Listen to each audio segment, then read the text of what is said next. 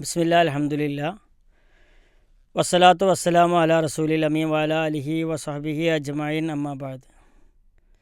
ഇസ്ലാമിനെ വിമർശിക്കുന്ന ആളുകൾ സാധാരണ ചോദിക്കാനുള്ള ചോദ്യമുണ്ട്, എന്തുകൊണ്ട് അള്ളാഹു ഒരു മാലാഖയെ പ്രവാചകനായി അയച്ചില്ല, മറിച്ച് മനുഷ്യനായി ഒരു പ്രവാചകൻ വന്നത് എന്തുകൊണ്ട്?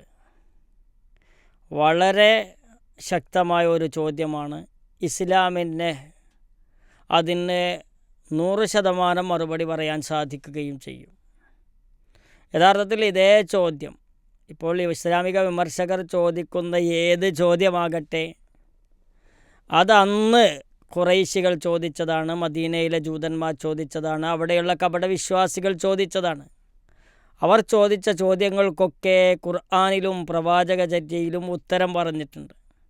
ഇസ്ലാമിക വിമർശനവുമായി ബന്ധപ്പെട്ട് ഏത് ചോദ്യങ്ങൾ വന്നാലും പ്രവാചകൻ്റെ കാലഘട്ടത്തിലേക്ക് നമ്മൾ തിരിച്ചു പോകുമ്പോൾ, പ്രവാചകൻ സല്ലല്ലാഹു അലൈഹി വസല്ലമയുടെ കാലഘട്ടത്തിലേക്ക് തിരിച്ചു പോകുമ്പോൾ അതിൻ്റെ കൃത്യമായ ഉത്തരം അവിടെ നിന്ന് നമുക്ക് നേടാൻ പറ്റും.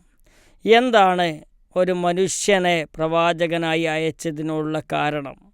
അതിനുള്ള കാരണം മനുഷ്യരോട് അള്ളാഹുവിനുള്ള അങ്ങേയറ്റത്തെ കരുണ തന്നെയാണ്. യഥാർത്ഥ കാരണം കാരുണ്യവാനായ അള്ളാഹു മനുഷ്യരായ പ്രവാചകന്മാരിലൂടെ നിയോഗിക്കുന്നതിലൂടെ മനുഷ്യരുടെ ബുദ്ധിമുട്ടെന്താണ്, പ്രയാസമെന്താണ്, അവരുടെ പ്രശ്നങ്ങൾക്കുള്ള പരിഹാരം എന്താണ് എന്ന് കൃത്യമായി ബോധ്യപ്പെടുന്ന ഒരു മലക്കിനെ പ്രവാചകനായി അയച്ചു. മനുഷ്യരൂപത്തിൽ മലക്ക് വന്നു, എന്നിട്ട് വേണം നിസ്കാരം കാണിച്ചു കൊടുക്കാൻ, എന്നിട്ട് വേണം ബാക്കിയുള്ള ആരാധനാ നിയമങ്ങൾ പഠിപ്പിച്ചു കൊടുക്കാൻ. അതോടുകൂടി ആ വിമർശകർ പറയും, അത് മലക്കല്ലേ, വിശപ്പില്ലല്ലോ, മനുഷ്യനേക്കാളും ശക്തിയുണ്ടല്ലോ, മനുഷ്യൻ്റെ മനസ്സ് ചഞ്ചലപ്പെടുന്നതും മനുഷ്യൻ്റെ കർമ്മങ്ങളും മനുഷ്യൻ്റെ ഇച്ഛകളും അറിയാത്ത മലക്കിനെയാണോ പറഞ്ഞയച്ചത് എന്ന ചോദ്യമായിരിക്കും അടുത്ത ചോദ്യം. ഇവിടെ മനുഷ്യരുടെ ബുദ്ധിമുട്ടുകൾ നല്ല മനസ്സിലാക്കി മനുഷ്യരോട് സ്നേഹത്തോടെയും അനുകമ്പയോടുകൂടിയും പെരുമാറും. നിങ്ങൾക്കിതാ നിങ്ങളിൽ നിന്ന് തന്നെയുള്ള ഒരു റസൂൽ വന്നിരിക്കുന്നു, നിങ്ങൾ ക്ലേശം ബാധിച്ചാൽ അദ്ദേഹത്തിന് അത് വിഷമകരമാകും. അദ്ദേഹം നിങ്ങളുടെ കാര്യത്തിൽ അതീവ താല്പര്യമുള്ളവനാണ്. സത്യവിശ്വാസികളോട് അദ്ദേഹം ദയയും കാരുണ്യവുമുള്ളവനാണ്. 9-ാം അധ്യായത്തിലെ 128-ാമത്തെ ആയത്തിൽ വചനത്തിൽ അള്ളാഹു പറയുകയാണ്, കാരുണ്യം നിറഞ്ഞ ഒരവസ്ഥയിൽ പെരുമാറാനും. എന്താണ് ക്ലേശം, എന്താണ് ബുദ്ധിമുട്ട്, നമ്മുടെ ബുദ്ധിമുട്ടിൽ പ്രയാസപ്പെടാൻ കഴിയുന്ന ഒരു പ്രവാചകൻ വന്നാൽ എങ്ങനെയിരിക്കും? ആ പ്രവാചകൻ അതിനൊരു സൊല്യൂഷൻ പറഞ്ഞു തരുമല്ലോ. യഥാർത്ഥത്തിൽ മനുഷ്യർക്ക് മാതൃകയായി വന്നവരാണ് പ്രവാചകന്മാർ. മനുഷ്യർക്ക് മാതൃകയായി വന്ന ആളുകൾ, ആ പ്രവാചകന്മാർ മനുഷ്യരായി തീരുമ്പോഴേ മാതൃക എന്നത് പൂർണ്ണമായി തീരുകയുള്ളൂ. എന്തു പ്രവാചകനാണിത്? അങ്ങാടിയിലൂടെ നടക്കുന്നല്ലോ, ഭക്ഷണം കഴിക്കുന്നല്ലോ എന്നൊക്കെ പരിഹസിക്കുന്ന രൂപത്തിൽ, അപഹസിക്കുന്ന രൂപത്തിൽ അന്ന് ഇസ്ലാമിൻ്റെ വിമർശകർ പറഞ്ഞ വിമർശനം ഖുർആൻ എടുത്തുദ്ധരിക്കുന്നുണ്ട്. എന്തിനാണ് അങ്ങാടിയിൽ നടക്കുന്ന ഒരു പ്രവാചകൻ, ഭക്ഷണം കഴിക്കുന്ന ഒരു പ്രവാചകൻ, അങ്ങാടിയിൽ നടക്കേണ്ടത് എങ്ങനെയാണ്, അങ്ങാടിയിൽ പാലിക്കേണ്ട മര്യാദ എങ്ങനെയാണെന്ന് കാണിച്ചു തരണമെങ്കിൽ മനുഷ്യനായ പ്രവാചകനായിരിക്കണം, ഭക്ഷണം കഴിക്കുന്ന പ്രവാചകനായിരിക്കണം, അങ്ങാടിയിലൂടെ നടക്കുന്ന പ്രവാചകനായിരിക്കണം. അങ്ങനെയാകുമ്പോൾ മാത്രമേ പൂർണ്ണമായ മാതൃകയോടുകൂടി ഉറങ്ങുന്ന പ്രവാചകനായിരിക്കണം, ഉണരുന്ന പ്രവാചകനായിരിക്കണം, യുദ്ധത്തിന് നേതൃത്വം നൽകുന്ന പ്രവാചകനായിരിക്കണം.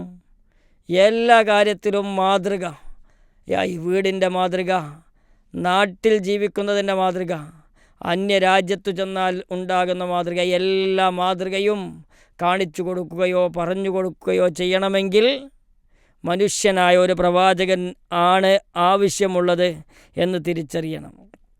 അള്ളാഹുവിൻ്റെ റസൂലിൽ അഥവാ പ്രവാചകനിൽ മാതൃകയുണ്ട്. അള്ളാഹുവിനെ ഭയപ്പെടുന്നവർക്ക്, അന്ത്യദിനത്തെ ഭയപ്പെടുന്നവർക്ക്, അള്ളാഹുവിനെ ധാരാളമായി സ്മരിക്കുന്നവർക്ക് ആ പ്രവാചകനിൽ മാതൃകയുണ്ടെന്ന് അള്ളാഹു ഖുർആനിലൂടെ പറയുന്നു. ഇനിയോ ഒരു സന്ദേശം എത്തിക്കുന്നത് എളുപ്പമായി കമ്മ്യൂണിക്കേഷൻ ചെയ്യാൻ പറ്റും. ആശയവിനിമയത്തിന് എളുപ്പമാണ്. ആശയവിനിമയമാണ് യഥാർത്ഥത്തിൽ പ്രബോധനത്തിൻ്റെ ഏറ്റവും വലിയ കാമ്പ്. ആ കാമ്പ് പൂർണ്ണമായി നടക്കണമെങ്കിൽ മനുഷ്യനും തമ്മിൽ ആശയവിനിമയം നടക്കണം. മനുഷ്യരും തമ്മിൽ ആശയവിനിമയം നടക്കണം. മനുഷ്യർക്കിടയിൽ ജീവിച്ച് കാണിച്ചു കൊടുക്കണം. ഭാര്യയെ കല്യാണം കഴിച്ച് വിവാഹം കഴിച്ച് ഭാര്യയെ പോറ്റുന്ന ഒരാൾക്ക് ഭാര്യയോടുള്ള കടമകൾ കാണിച്ചു കൊടുക്കാൻ സാധിക്കുകയുള്ളൂ. ഭാര്യ മക്കളെ പ്രസവിച്ചാൽ ഉപ്പയായ റോള്, വല്യുപ്പയായ റോള്, സഹോദരനായ റോള്, ഇതൊക്കെ പാലിച്ച് മുന്നോട്ട് പോകുന്ന അവസ്ഥയിൽ എന്തൊക്കെ കാര്യങ്ങൾ ശ്രദ്ധിക്കണമെന്ന പച്ചയായ ജീവിതം കാണിച്ചു കൊടുക്കണമെങ്കിൽ അത് കൃത്യമായി മനുഷ്യനായി പ്രവാചകൻ വന്ന് ചേരണമെന്നാണ് ഏറ്റവും പ്രധാനപ്പെട്ട മറ്റൊരു കാര്യം. പരീക്ഷണം വന്നാൽ ആ പരീക്ഷണത്തെ എങ്ങനെ നേരിടണം? വിശപ്പ് വന്നു, ദാഹം വന്നു, രോഗം വന്നു, ദുഃഖിക്കുന്നു, യുദ്ധം വന്നു, മറ്റുള്ളവരാക്രമിച്ചു, അന്യായം ചെയ്തു, അവരോടെങ്ങനെ പെരുമാറണം, ഇതൊക്കെ ശരിക്ക് അറിയണമെങ്കിൽ മനുഷ്യനായ ഒരു പ്രവാചകനായി പറന്നു വീണാൽ മാത്രമേ സാധിക്കുകയുള്ളൂ. അങ്ങനെയുള്ള ഒരു രൂപത്തിലുള്ള പ്രവാചകനാണ് മുഹമ്മദുൻ നബി സല്ലല്ലാഹു അലൈഹി വസല്ലം. ദി 100 എന്ന പുസ്തകത്തിൽ ഈ യേശു ക്രിസ്തുവിൻ്റെ മുന്നേ, മഹാത്മാഗാന്ധിക്കു മുന്നേ പ്രവാചകൻ സല്ലല്ലാഹു അലൈഹി വസല്ലമയുടെ ചരിത്രം 1ാം റാങ്ക് കൊടുത്തെഴുതിയതിൽ എന്തുകൊണ്ട്? അദ്ദേഹം പ്രസംഗിച്ചതു പ്രവർത്തിച്ചിരുന്നു, പറഞ്ഞത് പ്രവർത്തിച്ചിരുന്നു. പറഞ്ഞത് പൂർണ്ണമായി പ്രവർത്തിക്കുന്ന ഒരു സമ്പൂർണ്ണ മാതൃകയ്ക്ക് മുമ്പിലാണ് ഇസ്ലാം കത്തിജ്വലിച്ച് നിൽക്കുന്നത് എന്ന് നമ്മൾ തിരിച്ചറിയണം. ആ ജ്വാലയെ കെടുത്താനാണ് മുഹമ്മദ് സല്ലല്ലാഹു അലൈഹി വസല്ലമയെ വിമർശിക്കുന്നത്. ആ വിമർശനത്തിൽ ഏറ്റവും മുന്തി നിൽക്കുന്ന ഒരു വിമർശനമാണ് എന്തുകൊണ്ട് പ്രവാചകനെ മനുഷ്യനാക്കി എന്നുള്ളത്.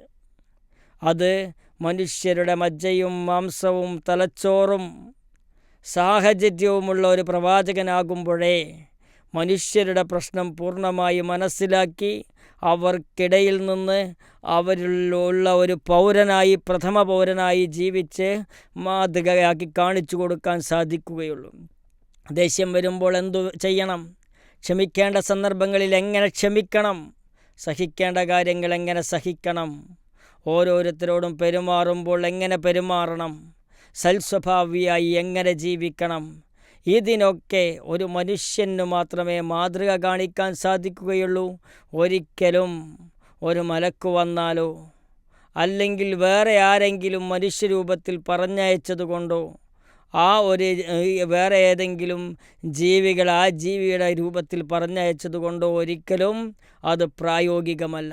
എത്ര വലിയ യുക്തി ഇസ്ലാം വിമർശിക്കാൻ ഉപയോഗിച്ചാലും യുക്തിരഹിതമായ ചോദ്യങ്ങളാണ് മിക്കവാറും അവരുടെ നാവിൽ നിന്ന്, ഹൃദയത്തിൽ നിന്ന് പുറത്തു വരിക എന്നുള്ളതിന് തെളിവാണ് അന്നത്തെ ആളുകൾ ആ ചോദിച്ചതും ഇന്ന് അതേ ചോദ്യം ചോദിച്ചു കൊണ്ടിരിക്കുന്നതും. അതുകൊണ്ട് തന്നെ ഒരു മാതൃകയായി ജീവിക്കുക എന്നത് ഈ ഒരു മനുഷ്യന് മാത്രമേ സാധിക്കുകയുള്ളൂ, മനുഷ്യർക്ക് മാതൃകയാകാൻ.